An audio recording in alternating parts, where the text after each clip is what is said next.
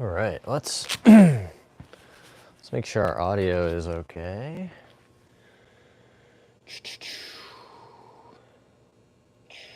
Check, check, check. Check, check, check. Nice. Mr. Random said he was gonna tune in. That's pretty cool. Thanks, Mr. Random. Let's get this all moved back the way we want it. Oof. A couple days since we got any swings in, so. I'm not convinced that's the best spot for that. Let's try there.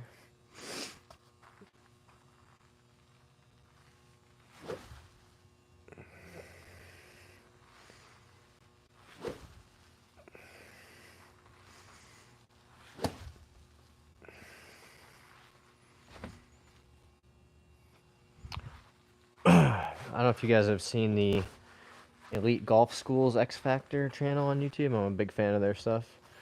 I'm gonna try some of those drills probably.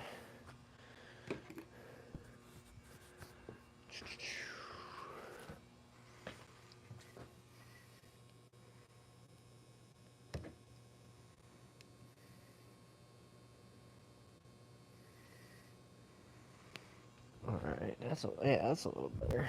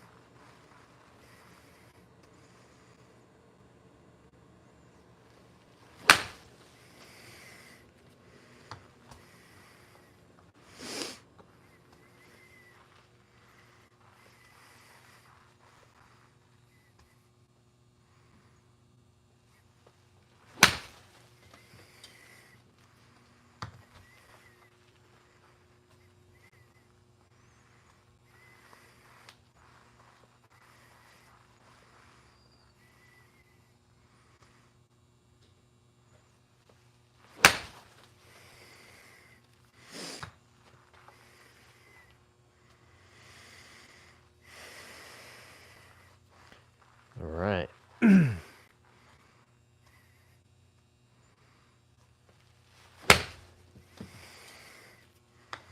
Trying to really exaggerate that.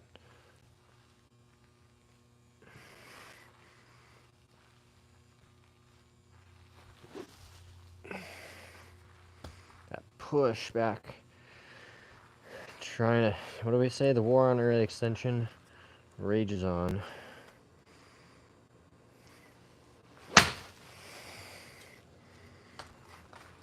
Ah! Flying golf balls. John Booster said, hey, John.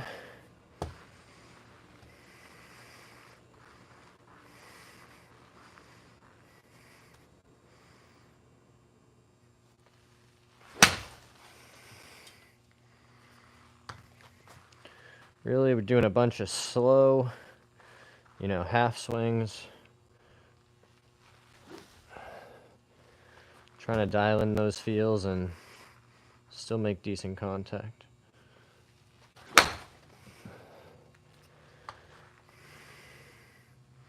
That's the exaggerated one, right? Where we're really trying to get that left hip out of there.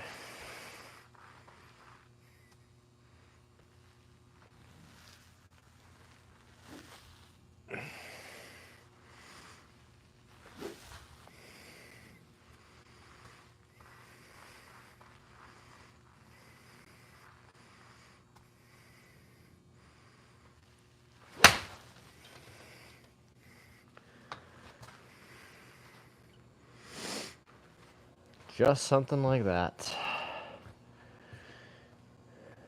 Jim and Dana asks, how do I hit a flop shot? I'm okay at them, but not great. Yeah, good question, Jim and Dana.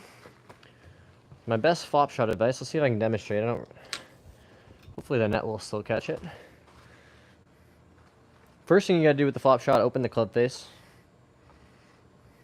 Right? So that means turning it clockwise. You don't want to change your setup a little bit too, right? Wide stance, get the handle lower, right? That'll help you send the ball up in the air. So normal chip shot, flop shot, and lower handle. Feet are going to be pointed to the left of target. And then you're going to pick the club up like far into the outside, right? So if your normal, shot is kind of back here, you're going way up and out, right? And then just cut right underneath it. Don't be afraid to use that bounce on your club. So the net did catch it, but...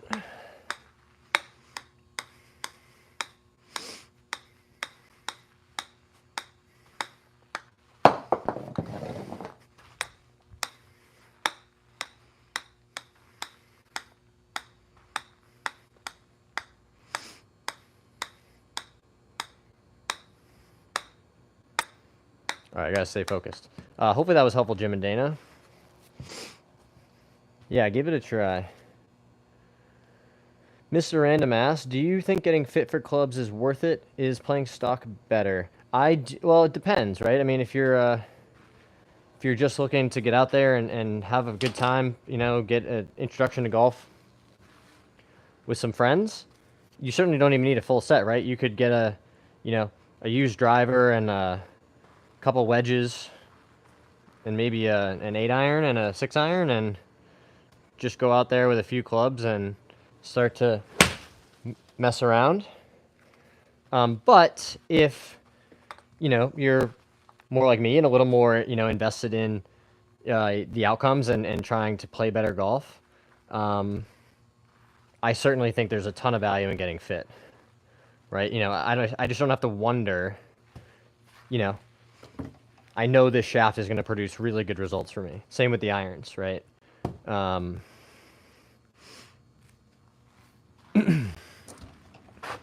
So again, I think, my answer is it depends, right? What are your objectives?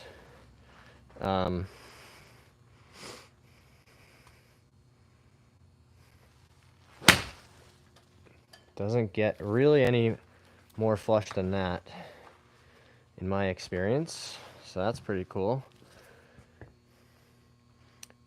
Any tips for putting? Because I suck at putting.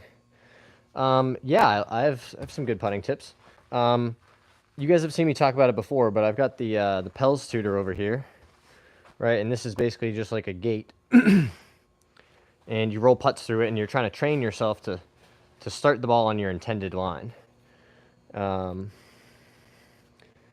So I like setting up a gate and practicing on those short putts, especially that skill of starting the ball on your intended line.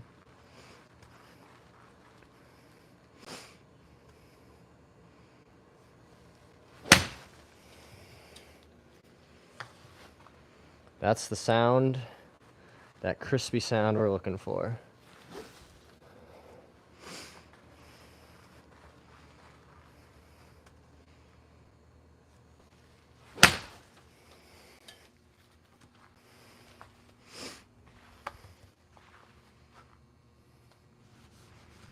So hopefully that's helpful.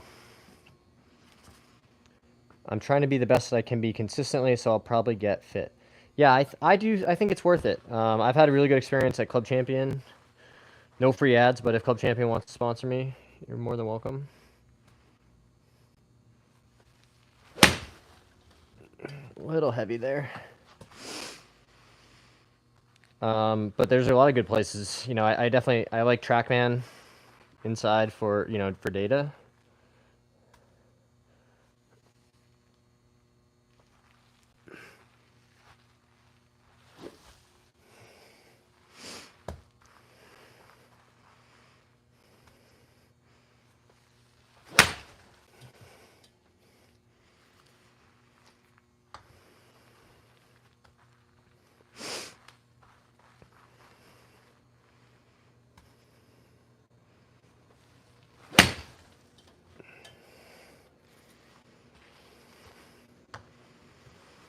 Still got to focus a little more on the balance, I think. That'd be a good one to key in on. Bubbies1 asks, how do grip? You asking about my grip or just in general? But I can demonstrate a grip. So, most importantly, in my opinion, is having the club kind of in your fingertips here, right? Not in your palm, but out in the fingers. And then generally speaking, right, when you hold the club in front of you, which I think you should do, right, with the shaft leaning forward, the way you would want to hit the ball, right? This angle here between your thumb and index finger, going to point at this shoulder. Same thing with this. When you put your other hand on top, this angle also at the right shoulder. So that's kind of a good checkpoint. And again, I feel strongly that you should address, grip the club and address the ball, in the position you want to impact the ball, right? Which is some amount of forward shaft lean. Otherwise, I find, if you grip it here and then you are taught to get the handle forward, well, that's a much weaker grip, right, than when you started. So I prefer starting there and then gripping it. So hopefully that helps. I like to, I just recently switched to this overlap grip, so you can also interlock. Or it's also, personal preference, right? There are some good players out there with the 10-finger baseball grip.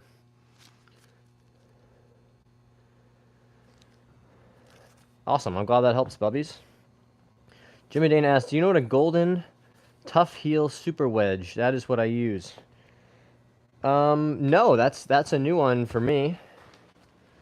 Is it a good wedge?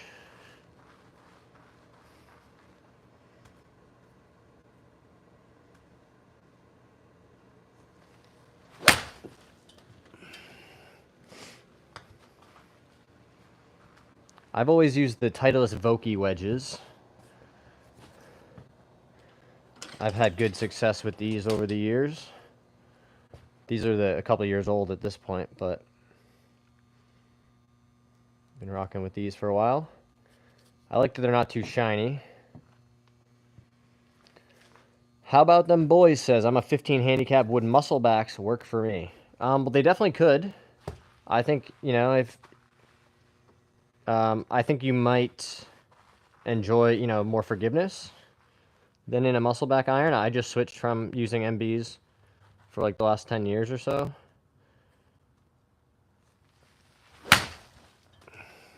Because again, none of us are going to hit the exact center of the club face every time. And so having this iron that's a little bit more of a CB, slightly more forgiving profile, I think has been nice. Not to say it couldn't work for you, but I think you just have to understand that, there's a trade-off. Conversely, though, I think it can be a great way to learn. Right? I keep this old 3-iron blade for practicing. This is, from my old set, but the 3-iron, this is kind of a pure MB muscle back iron. So I break this out just to hit practice shots in here.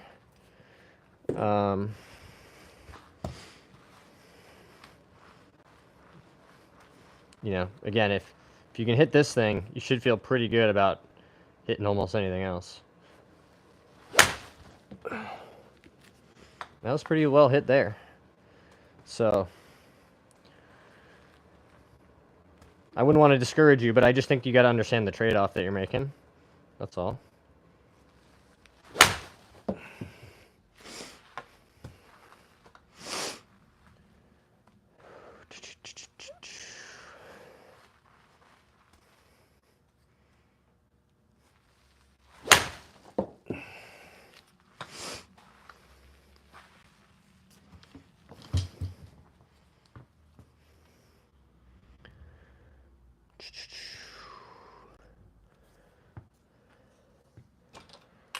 All right, let me catch up here. How much is it for you to golf? Because my course is $45 to $50 for 9 holes. Mine go down to 33 for 18. Yeah, I think the courses around here are probably about that. Like if you're gonna walk on a weekday, maybe it's like between 50 and 70. and like 70 to 100 on the weekends.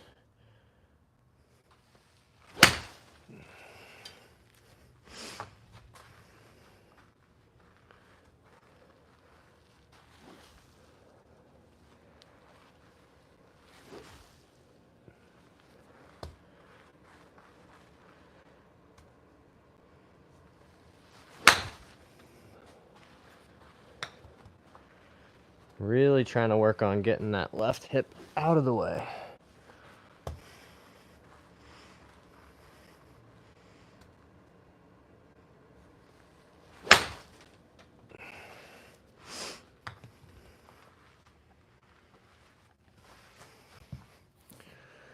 It's an okay course, not that great. It's like a 7 out of 10. Well, that's not bad. I mean, I think mostly, you know, you can have a good time. You can work on your game, even if it's like a 2 out of 10 conditions, right?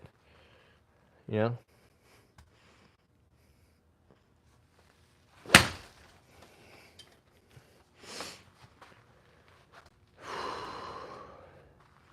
Just a little more balance.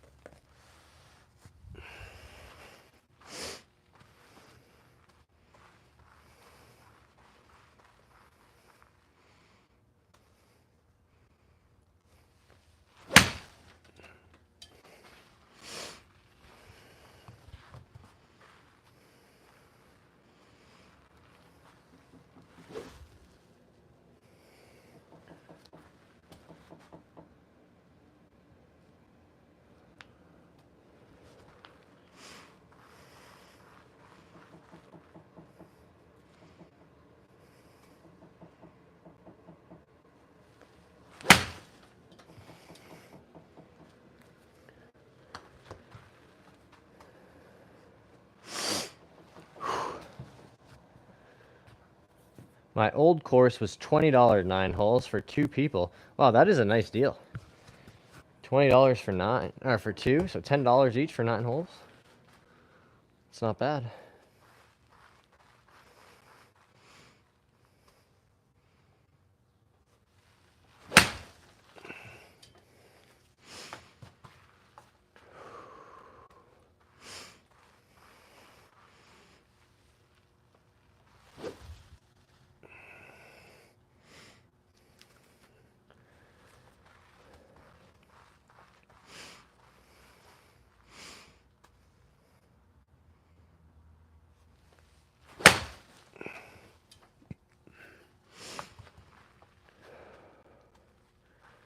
Trying to have a little bit of like a Tommy Fleetwood feel, like kind of short and then short.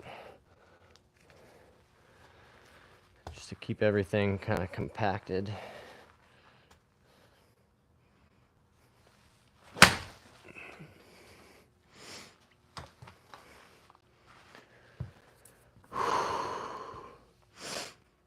Bubby's asked, how would you know you are the right distance from the ball? It's a good question. One thing that I like to do as a test is when I set up to it, what I'm really looking for is a couple things you can do, right? I like to see about 1 hand length, you know, from your belly button to the end of the club. For me is about right. That's what I was taught one way.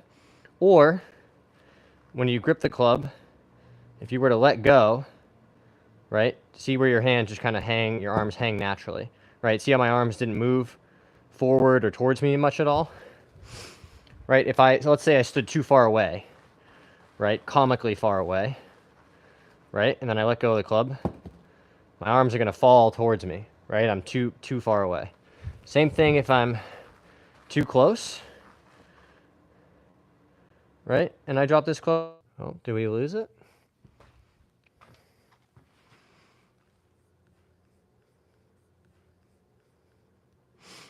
Man, that is tough. That is tough.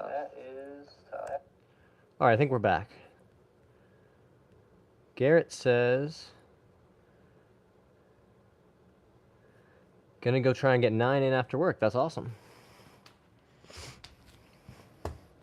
I think we're back. I think we just had some technical difficulties.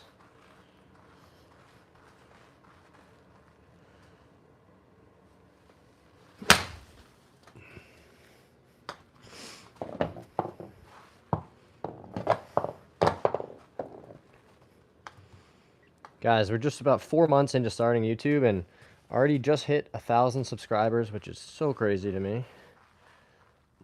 So shout out to you guys.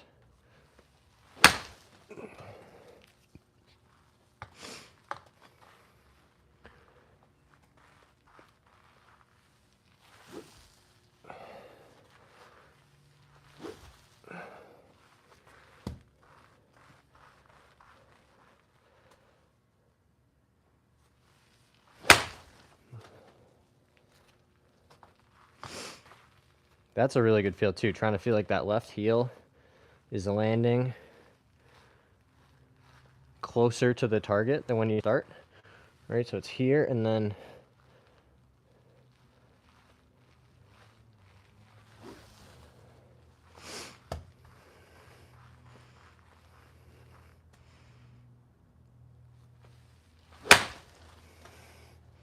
nice. Nice strike there. Bubby's got to go. He's got to dip. See you, Bubbies. Thanks for being here, my dude. Sebastian Rodriguez says, I keep topping my short irons. Good question. So I have a short iron here. I have an 8-iron in my hand. Can use this to demonstrate. So if you're topping it, right, that means your low point is, the low point of the swing, right, where it's bottoming out, is too far in front of the ball, right, because you're hitting the top of it. You know, you're not getting the contact you want. So, right, if we want the low point to be somewhere just barely in front of the ball, right, so that when we hit it, we come into it with, you know, a nice descending angle. The shaft is leaning forward, right? Well, if you're too far in front of it, you're going to swing over the top of it, right? That's your, you know, you're going to top it.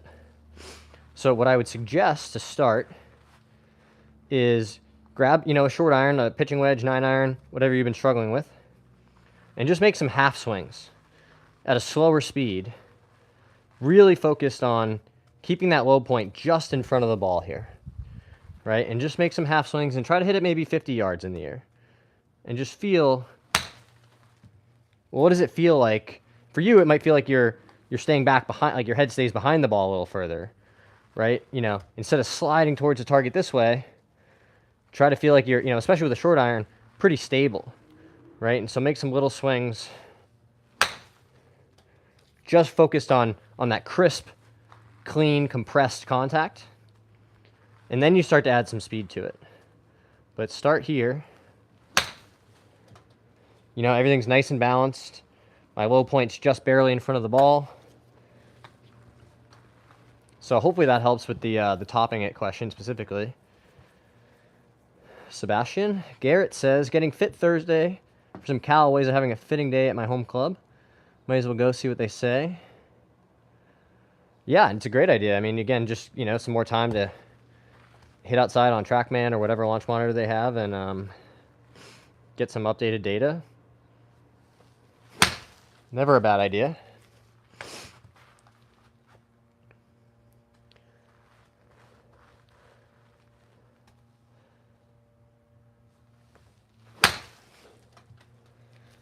I had some good success a long time ago with one of the drivers. I was like an old Razor Hawk driver. It was a super low spin head, if I remember correctly. But generally speaking, that's never fit my eye perfectly, the Callaway shape and, you know, the way the drivers sit. Always that more traditional kind of TaylorMade or Titleist shape has worked for me. But yeah, like we were just talking about, you know, huge proponent of getting fit, seeing what works best for you on the equipment side, because then, you know, once you do it, you just don't have to worry about it anymore.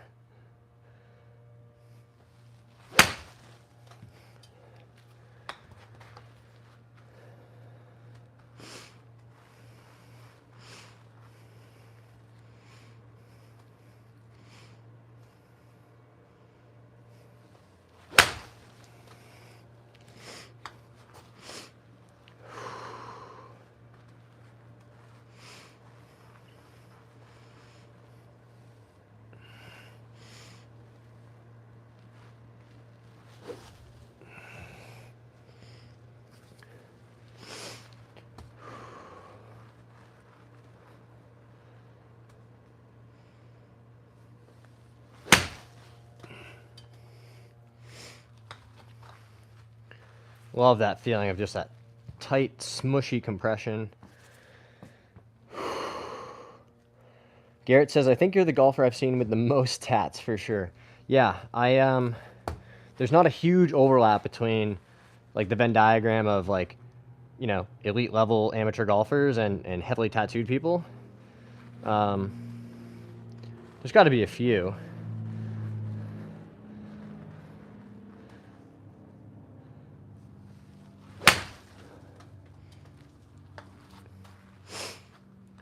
It's definitely something different. You know, not a lot of people look at me and they think, that guy's probably a really good golfer, right? It's good to surprise people.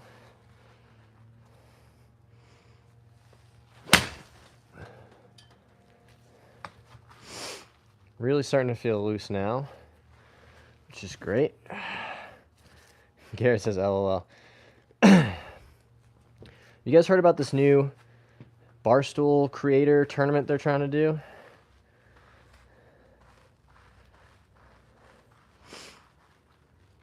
I wonder if I'm good enough to play in something like that.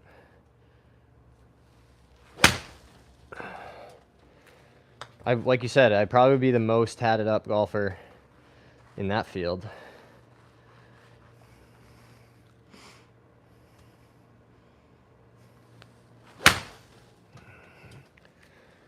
But until such time as, you know, those kinds of tournaments are things that we can play in, we're just going to keep grinding.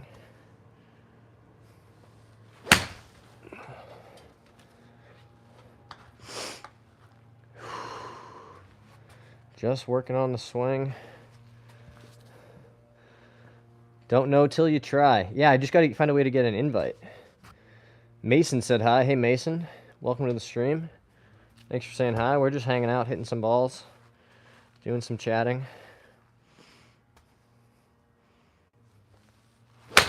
Oh, that came out of that one. Hit it right in the forehead. That's what it felt like. Really.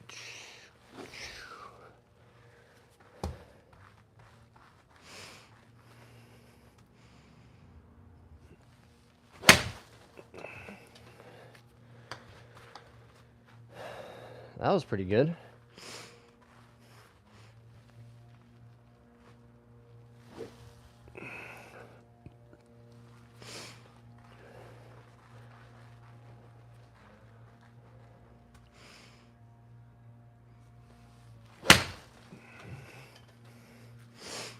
That is exactly the kind of swing I want to be feeling.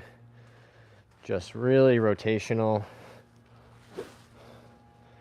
The arms kind of lag behind, and then all the speed is just at the bottom. Right? We were talking about the pirate ship the other day. You know, you got to send it up, and then it kind of hangs there. But you want the speed at the bottom, right? Because if you send it up, and you try to rip it down from the bottom, right? You're not going to get a nice smooth acceleration, and all the speed's going to be gone, right? So you got to send it up, and wait, and then speed at the bottom, right? Speed at the bottom.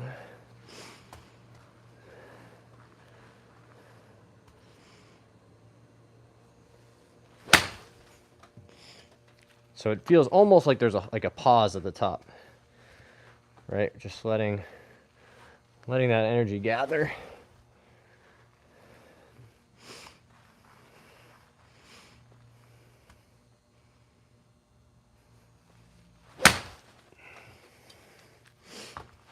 Just gives you a lot more time and space to make the swing you want. Garrett says, I have the QI35 Woods driver, 3-wood and hybrid. Ethan says, when I hit irons, I take slow practice swings and they're good, but when I go to swing, I always to the ball. Do you mean top or toe? Ethan. Thanks, Garrett. Garrett said smooth swing. Top. Yeah, I think it's really about trying to replicate that slower speed swing, you know, into the higher speed ones, right? And trying to, you know, diagnose, well, what do I do differently, right? When I make the nice slow swing, you know, I keep my head behind the ball, I, you know, make nice contact, right? And you can compare on video and make some make some of those short, slow swings. And I would suggest a face-on angle for this, right? You know, and I'm imagining when you start making the swing longer, you're maybe going forward towards the target a little bit too much.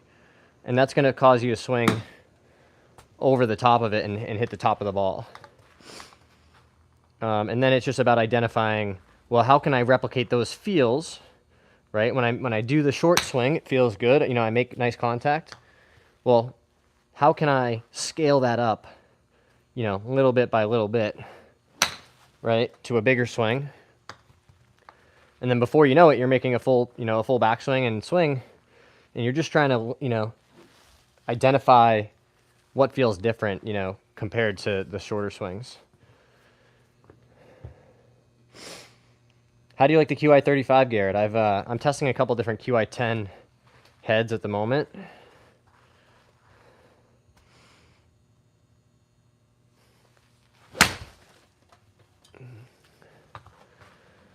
I'll tell you what, it is fun just hitting smushy irons. You know, all this work we've been doing on the swing, making a huge difference. I'm gonna grab the 4-iron now, hit some of these.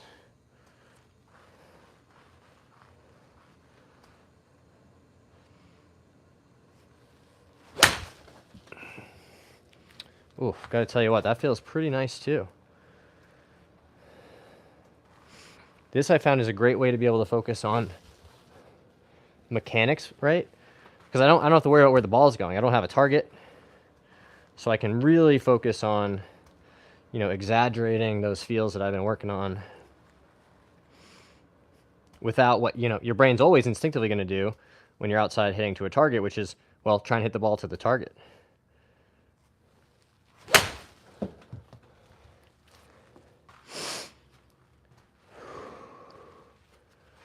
It's a nice sound. Ethan says, I'll give it a try. Sensum Communium says, may I ask a putting question? When I'm behind the ball, I take a point 6 inches ahead of the ball on my line. When I'm over the ball, I no longer trust that line and second guess myself into missing. Oh, that's a good one. It's a good question. It's tough. I think I've struggled with this myself.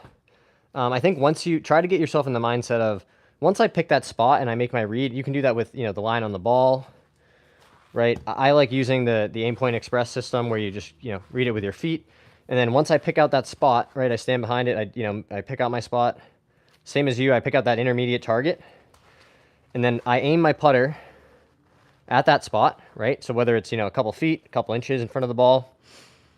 And then from there, I try to, you know, again, as much as you can, fully shift my mindset from, okay, you know, I've already done my aiming, right? I'm already aimed.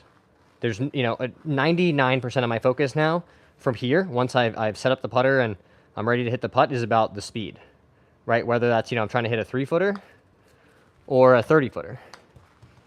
But try to, you know, get yourself in that mindset of, I've done my aiming, right? The putter's set, it's square to my target. I have my spot. If I roll it over that spot and I hit it the right speed, it should go in.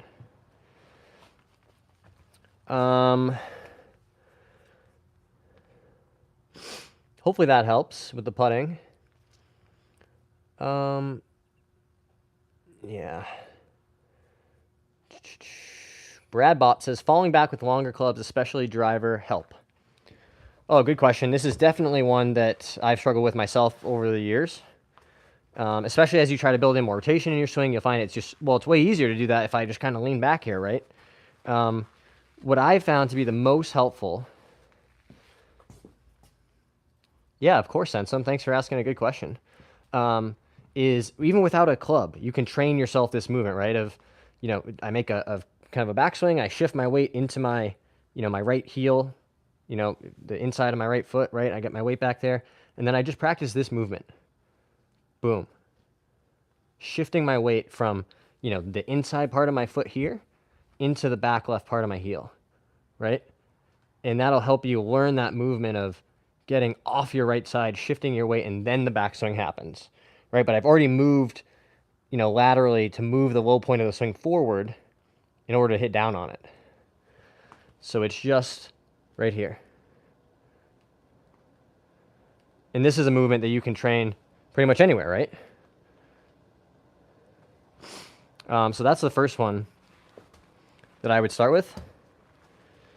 And then you can do some other drills that will make it much more difficult, right? You could like lift your toe up, your back foot up and put it back a little and make some swings, right? Because you're not going to really be able to hang back from that kind of position, right? And you could just get in and make some swings and really feel yourself. Boom. When I'm done swinging, my weight, like this foot's just here for balance, right? I'm fully on my left side. That's another drill that I like. And then the last one is just lead arm swings, right? Put your feet together. You kind of start with the club out in front of you. Club comes back, step forward, and swing, right? When you add the step in, you'll find how unnatural it feels. If you were to hang back, well, that doesn't really feel good at all, right? But when you add that step in, boom, everything's going forward. I can't really hang back. I'm catching myself, again, my finished position is maybe 80% of my weight on my front side. So hopefully those drills will help.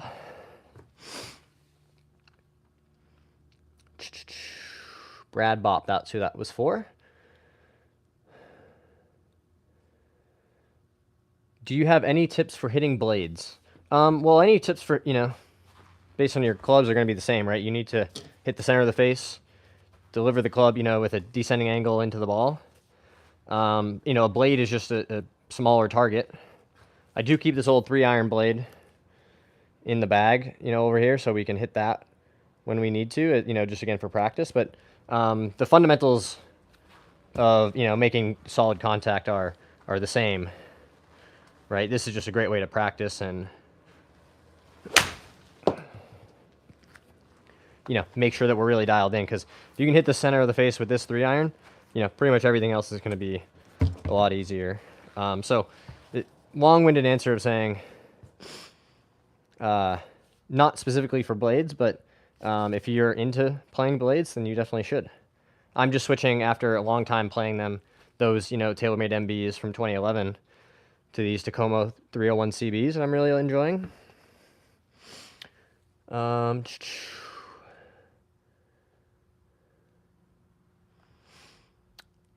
I'm hitting my iron straight but off the toe. Any advice? Yeah, like John Sherman would say, fight fire with fire. So if you're hitting it off the toe, right, well, try to hit some off the heel. And try to train yourself to make swings. And I wouldn't do this at full speed, right, but you can at a slower speed say, well, I'm going to hit one really out of the heel here, right? And making a similar type swing, say, okay, next time I'm going to hit at the toe. And if you can teach that skill and give yourself some feedback about, where on the club face you're striking the ball, well, when you want to hit it out of the middle, it should make it that much easier to feel what that will be like, right? And I actually hit it out of the middle that time, which was nice during a demonstration, so that's pretty cool. Brad Bop says, one of my favorite MBs ever. Yeah, I know. They're so pretty. I still have them in a box, just not shafted up because I'll never get rid of them. That movement removes your secondary tilt, which promotes... I'm not entirely sure, Feldub, if I understand your question, but yeah, not every drill is for every swing. How should be the grip on drivers versus irons? I think philosophically the same. I don't really like messing with the grip much. I like having, feeling like my grip is pretty consistent and solid, and I'm not rotating the club face relative to my path really much at all during my swing.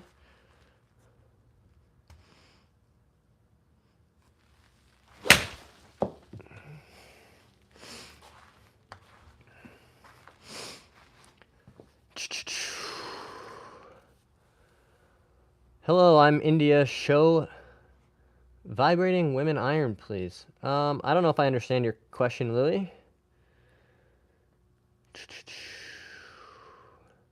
Are they the irons that Grant Horvat has been advertising recently? I think Grant is one of the Tacoma ambassadors. I've been really impressed with the look and feel and the performance out on the golf course. Really, you know, doing exactly what I hope they would do. Do you have a drill for releasing wrists with the driver? I'm having trouble with a slice and I've been told my wrists are stiff through impact. Don't think about that. Cameron, I bet $1 million it isn't releasing. Over the top movement, outside to in. Casual said hi. Yeah, so the stiff wrist, I mean, I try to focus now more on how my body's moving, right? You know, my hands have to hold on to the club, obviously, but, you know, my main feels are more, you know, about like timing and sequencing and trying to have a fluid, balanced movement. You know, less, and I think just, you know, trying to feel like your grip pressure is like a 4 out of 10 will help with that, right? Because you just, you know, if you want like a kind of nice whippy movement, right? If your wrists are really stuck, you're gonna have a hard time with that. But trying to feel like, you know, your hands and arms and are really just kind of holding the club, and you're trying to swing that club as fast as you can at the bottom. How do I stop slicing the ball, and how do I stop topping the ball? Well, those are both not fun. So let's take them one at a time. So the slice, let's understand what's happening, right? You're hitting, you know, across the ball, right, and adding a bunch of spin and opening the face. Imagine if you were playing tennis or table tennis and you wanted to hit a drop shot with a bunch of spin on it, right? You'd open up the club or the racket and kind of cut down and across it, right? And you'd get a really short shot that spins a bunch, right? And the same thing with a golf ball. If you have the face open and you're cutting across it, right, you're going to get a big left to right ball. And in golf, that's not what we're looking for so much, right? So how do we correct that? Well, you need to have the face more closed, more pointed to the left, and your path more neutral, right? So less this way and more, you know, kind of square to square or even from the inside, right? Functionally, how do we do that? Well, what I would suggest is training yourself skill-wise to understand, you know, how the club face and the club path impact the trajectory of the ball. And what you can do is get out on the range next time you're practicing, and instead of making, you know, the same swing that you think is going to produce that big slice, you know, make a swing where you hit some big draws, right? Set up square, and then just, you know, hitting it to left field, right? Feel the face turning over, and teach yourself to hit some right to left shots, so that you know, develop the skill set, not just, you know, a drill or a, you know, this is how I dial things in, but, you know, teach yourself, like, what does it feel like if I still hit it with the face open and it's going to the right, versus a different swing that produces a right to left shot, right? And then when you're out on the golf course, you're just trying to dial those things in, right, and find something that's consistent. But I think it's important to develop the skill first.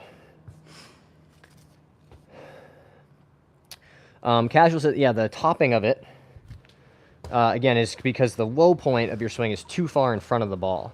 So when you're swinging down into it, you're coming over the top and hitting the top of the golf ball, right? So I would suggest, again, when you're on the range, making some really small, you know, half swing, 50% speed type shots, right? And work on just that nice compressed feeling. You know, the ball's going pretty close to where you're aimed.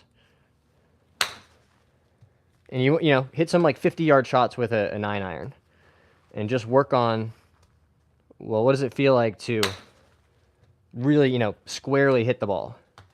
And then you start to scale that up and say, well, in my full swing, what was I doing to produce that top shot? You know, it's typically something like you're sliding towards the target, right, and your body's out in front, and you're swinging over the top of it. So you would notice when you're making those smaller swings, right, that you can't do that or you're going to top it. So, and then you try to, you know, again, just add some more speed to that.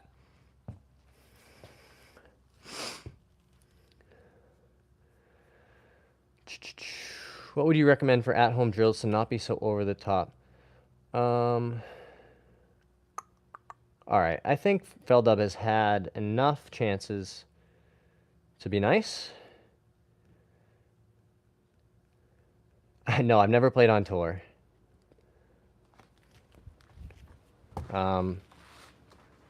But typically play off, you know, like between 0 and +1 and trying to get like a +2 or +3 type, you know, handicap in place by the end of the season. You know, for the last 10 years, I haven't had nearly this amount of time and flexibility to practice and work on things. So I'm pretty optimistic that we can start making some progress. Justin asked, what would you recommend for at-home drills to not be so over the top? Yeah, so if you've already identified, you know, the over the top move in your swing, and what does that mean, you know, if you're listening and you keep hearing this, what's over the top, right? And all that means is, you know, you have and take away that some amount to the inside, right? And then your downswing comes over that plane, right? So it looks something like this in an exaggerated way, right? In and then over the top. And like I was saying earlier with the table tennis example, right? That's a great way to hit, you know, a high spin, you know, low distance type shot. And so my recommendation, Justin, would be train yourself, again, at super slow speed. But what would the opposite feel like, right? If my current swing is like kind of inside and over the top, well, the opposite of that would be some amount, you know, outside and then underneath, right? And you can really exaggerate that when you're trying to change your motor pattern, right? You know, outside and underneath. And just kind of, you know, again, fight fire with fire, do the exact opposite of your current miss, and see if that helps. Brian Castellon said, can't stick around right now, but this is an awesome idea for a channel. I'll definitely be stopping back for some tips. Have a great day. Thanks, Brian. Super awesome comment. See, guys, it's pretty easy to be nice. Birdman says, how can I combat the feeling of being stuck? I have a bad habit playing too far forward. When I play it back, I feel stuck with transition. My thought right now is try to keep my head behind the ball. Great question, Birdman. This is something, again, that I've dealt with in the past, and to me, it always tied back to some amount of early extension, right? Like getting stuck in here with, you know, not a lot of rotation in my hips. And you'll hear me say this over and over and over again, but, you know, you have to do things at slower speed than normal in order to change your technique. I don't think you can really work on full speed swings and technique at the same time, or just, it's much harder. So if you're getting stuck, right, well, what do we really need? We need more time and space. And how do we accomplish that? Well, for me, what I've been working on feeling is almost like when we send the club up for the backswing, right? Like it just hangs there for a second. Because when I was always getting stuck, it was because I was trying to do the downswing all at once, right? You know, get the club down there, hit the ball, try and get out of the way, right? Not do a very good job. And what I found is you really just need the time and the space, right? So if you let the club just kind of almost float up there for a second, that gives you the time, right, to get everything going, sequenced, so that you have all this space here to make the hit, right?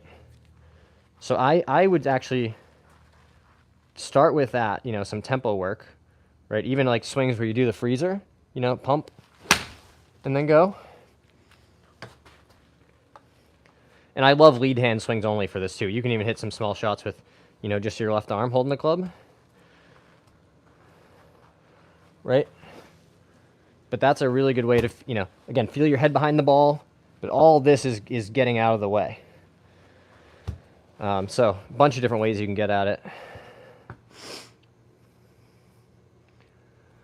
Savannah Sips, coming from college baseball 12 years ago, just started playing golf. I'm slicing nonstop. What can I do to fix this? Yeah, great question on the slicing. So if you played college baseball, you certainly, you know, can generate speed and, you know, you have a good sense of kind of like the timing and sequencing of a swing, right, in order to, you know, get the solid part of the bat on the ball.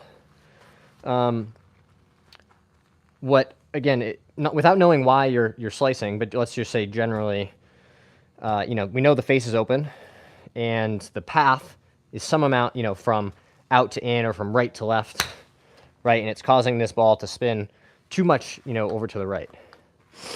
So functionally, I would start practicing, like, how do I produce a draw or a big hook when you're out on the range, right?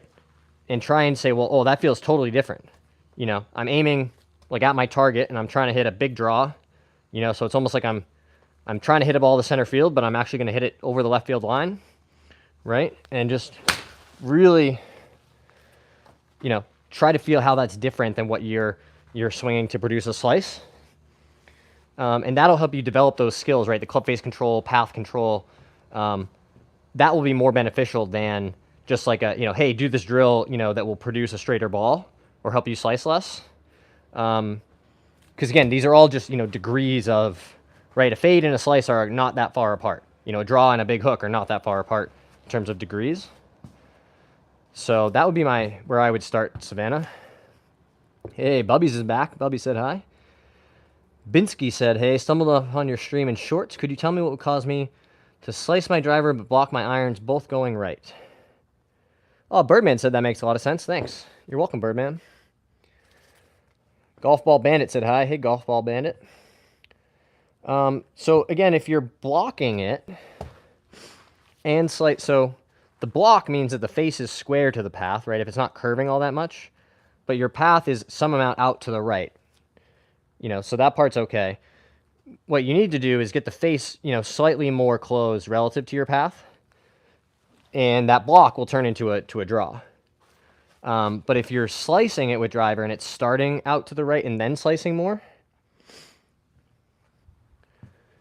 that means the face is also open, right? And you're hitting like a push slice. So an open face with an path out to the right will produce that shot.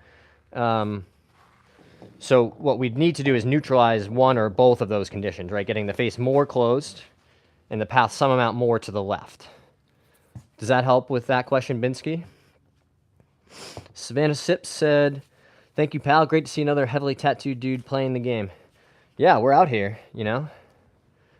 I was saying earlier, it's probably a pretty small overlap in the Venn diagram of very heavily tattooed people and low index golfers, but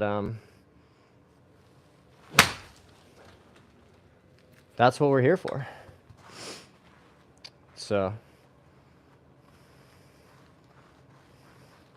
that's why it says in the description, not your average scratch golfer.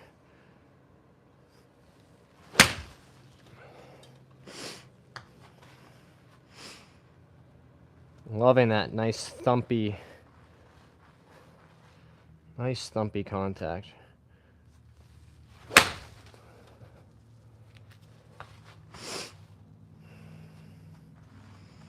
Send it up, hold. Speed at the bottom.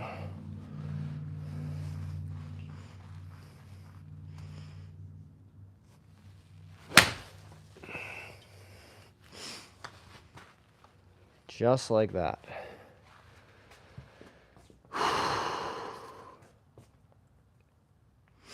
David Weller said, hey, David.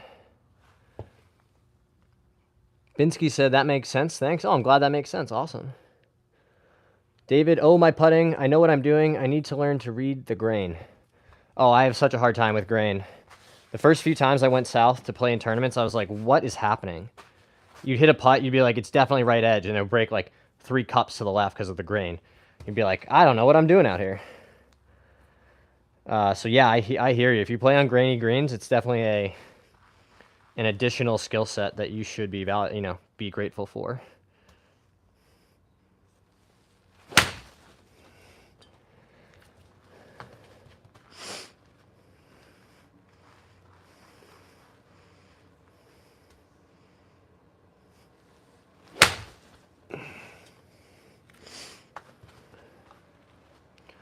Let's grab the 2-iron and hit some of those off the deck.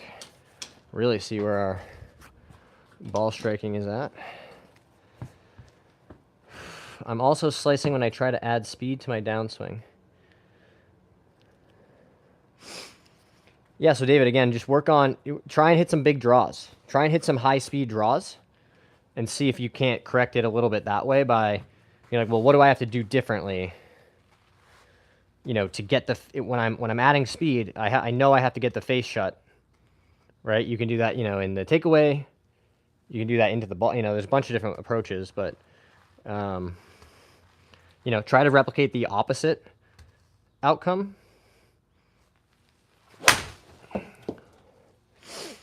And I think that'll help, you know, kind of build those skills and develop your swing to where you have a better sense of where the ball is going to come out.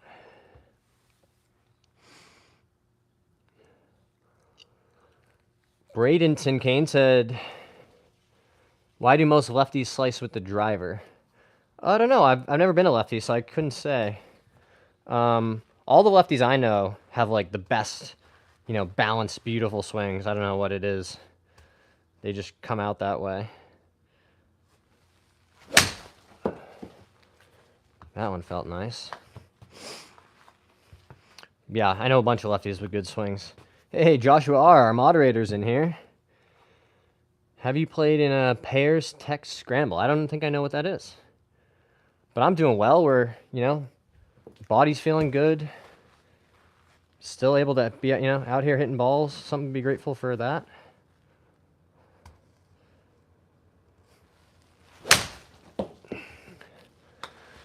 There was also a question in there about hitting draws with driver consistently. Clem's asked, yeah, what's a good way to consistently have a draw on my drives? So number one, you got to understand like what's going to produce a draw, and it's a path that's kind of from the inside with the face, closed relative to that path. And once you understand, well, okay, that's the conditions that we're looking for. How do we produce that? One good way, if you had your driver out, you could grab a head cover, something to use as like an obstacle, right? And place it, next to your ball here, right? Such that if you swing across it and if you were to slice it, right, you're going to hit that head cover. But if you come from the inside out to the right, you're not going to hit it, right? So there's a bunch of ways you can, try to teach yourself to produce that condition.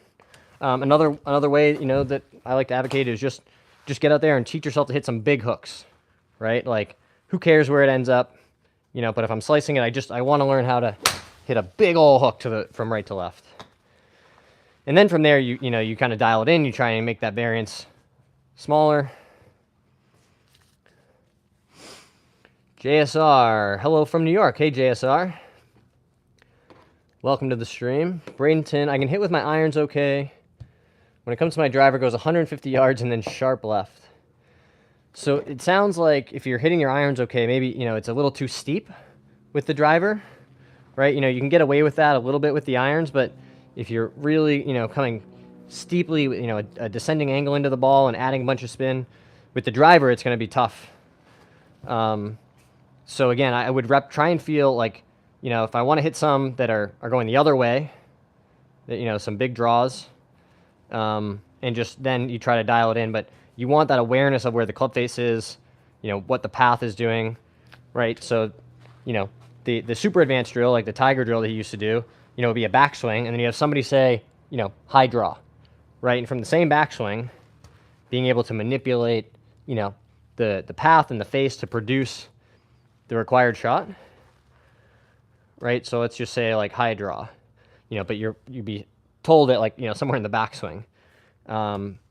But you want to develop that awareness to, I can get the path out to the right with the face shut to produce a draw. I can, hit the fade shot that has the face slightly open relative to the path. So I think the skill development is super important. David said, thanks, man. That's awesome. I've subscribed. Look forward to further streams. Thanks, brother. Awesome. Thanks, David. Welcome to the wagon. We are glad to have everybody in here. We've just passed 1,000 subscribers, which is unbelievable with me.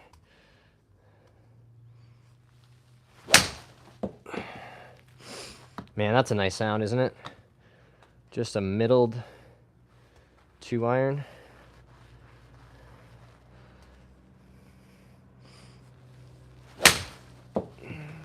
That was fractionally out of the toe, maybe?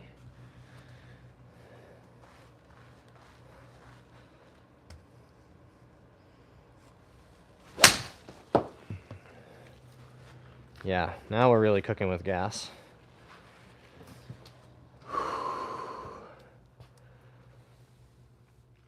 Thanks, man. I'm going to use the cover drill. Awesome. Yeah, if you guys want to be like David and Bradenton, subscribe, like the stream, all that good stuff. Thank you very much. Very grateful for you guys, continuing to gas us up to do this stuff.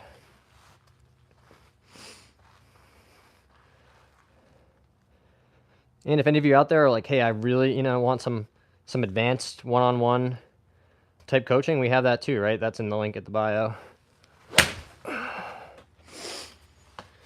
With our partner Skillist on the coaching front. So check that out if you're like, hey, I really am serious about my game and want to improve. But it's not for everyone, right? We're going to keep doing these streams, keep, answering your questions.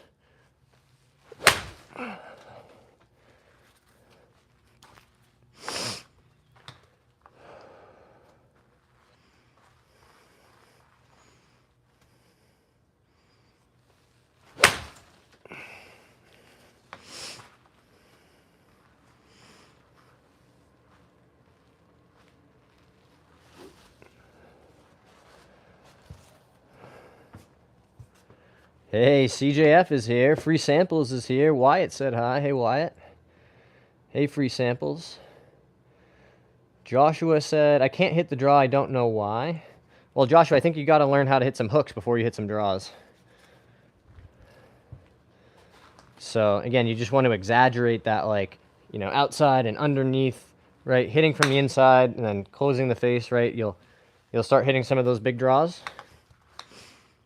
And then you try to dial it in from there, right? But you'll notice it's a very, if you're hitting a big slice, it's a very different feeling, movement. So do it slow, make some little swings. You don't have to all be, big, long 4-iron swings.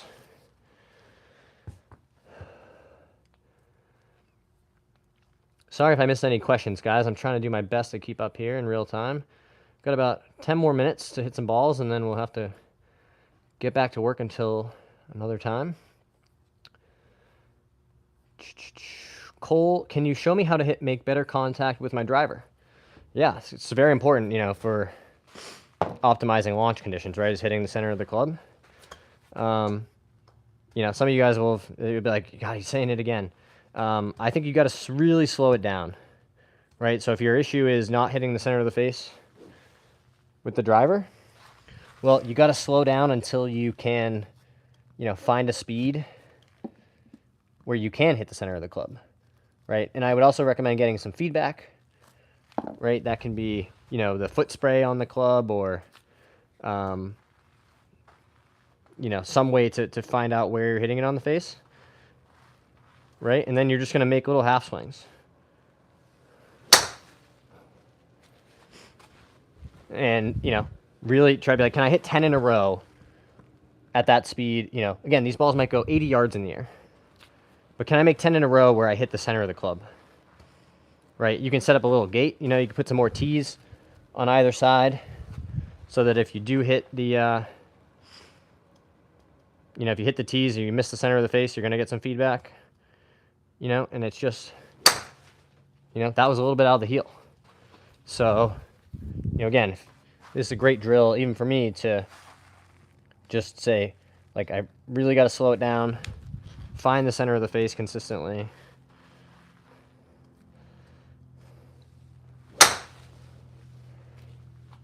Right, and then you start to add some more speed. But you got to build up that skill of, delivering the club, such that you're hitting the center of the face regularly.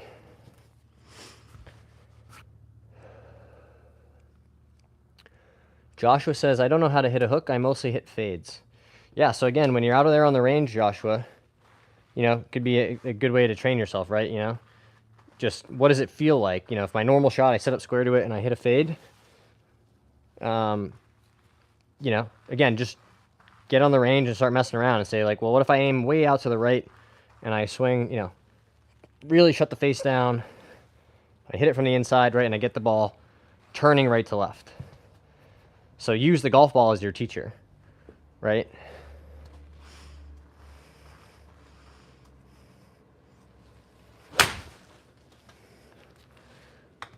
and just tried to, it might take you a few tries to like really get one going right to left. But then you're going to notice like, whoa, that felt really different, right? The face was, turning over, releasing through impact. I had to swing, a little bit further out to the right, to produce that.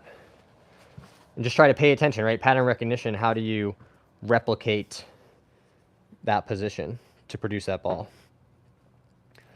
Randall asks, how do you go from hitting a hard slice drive to straight? Like I was just saying to Joshua, Randall, I think learn how to hit some draws, right? And you can really exaggerate them. Hit some big hooks. I like to, if you're really struggling seeing the ball go one way or the other, fight fire with fire. Take it the other way, right? So you would, say, my normal swing is a hard slice, but I want to learn how to hit a big hook with my driver. And then from there, once you have an awareness of what the club face and the path are doing, then you try to dial it in.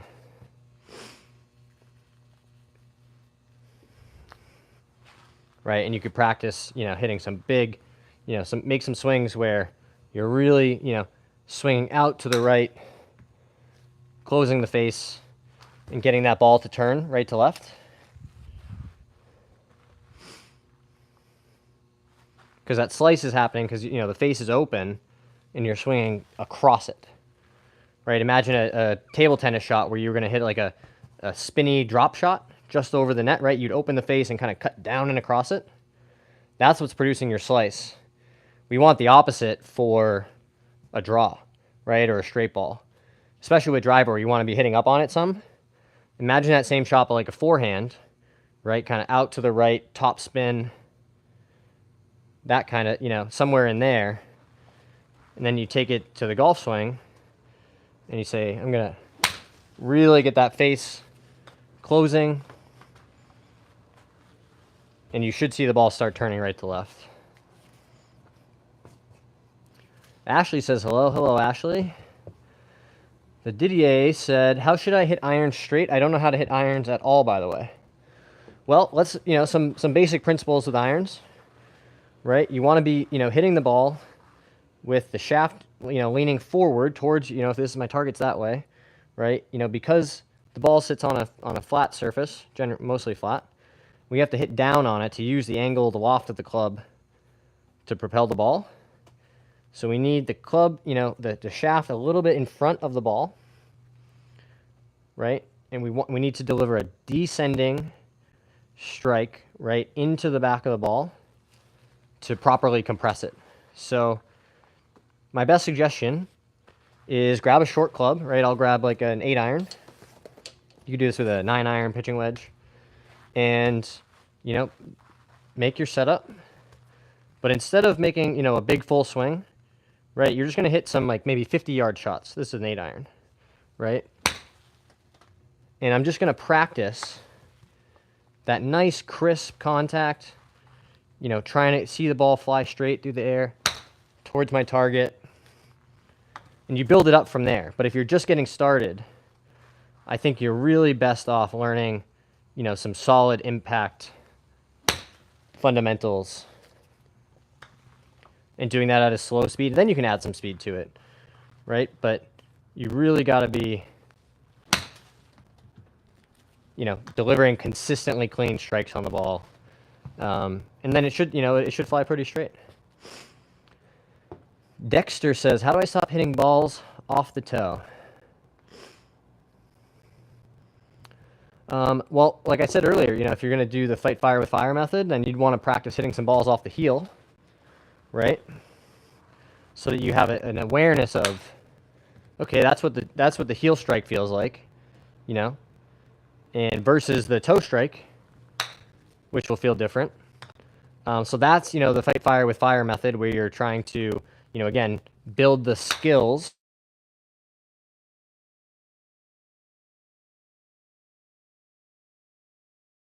that you need. But then functionally too, I like this drill where you put some alignment rods down, about a club head apart, right? Such that if I do hit it out on, say I were to hit it on the toe, well, my club is going to hit this alignment stick. And vice versa, if I strike it on the heel, it's going to hit this one. So set the ball up kind of right in the middle of the two sticks, and this will give me some immediate feedback if I don't hit the center of the face. Right, so that one, tiny bit out of the toe. You saw the club just barely jumped there. The stick, I should say. Right? So that one much more out of the center. We didn't hit the sticks. So a couple different ways you could approach it, depending on what your setup is. Pigeon's back. Hey guys. Mason said hi. Hey Mason. Just made a net with my dad for golf. That's awesome. Robert Stevens says, my pitches go very low. How can I make them go higher and stop faster instead of rolling on? Great question. Donald also said hi. Hey, Donald. I think this is going to be one last question we'll answer from Robert, and then we'll see about hopping back on the stream later. But to hit if your pitches are going too low, right, my guess is that you're maybe, a little bit too much shaft angle into impact, right? You might be de-lofting the club quite a bit, right? This is a 60 degree, but if I push the handle forward like this, it could be a 40 degree, right? And that's going to make it tougher to control the height. So I might play around with, a more neutral type setup when you're pitching, Robert. And on top of that, next time you're out there practicing, if you do have access to a chipping green, try to feel it. Be like, well, what would I have to do to hit some higher shots, right? If take away, the target or the green, and just say my goal is to hit it higher than I was before, right? And give yourself some kind of task-oriented feedback, and develop your skill set that way. So hopefully that helps, Robert. Hopefully you guys have enjoyed the stream. If you want to stick around for more or get the notifications, be sure to like and subscribe. We are blazing past 1,000 subscribers already, and we're going to keep doing more of this, right? More streams, trying to build this platform. And again, just, super grateful to all you guys for helping make it happen.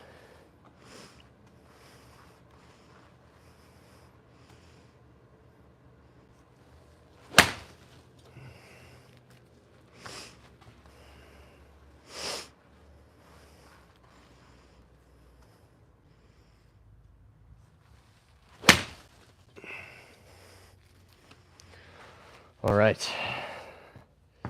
Thank you guys for being here. Really appreciate all the support. Like I said, like and subscribe. We'll see you next time.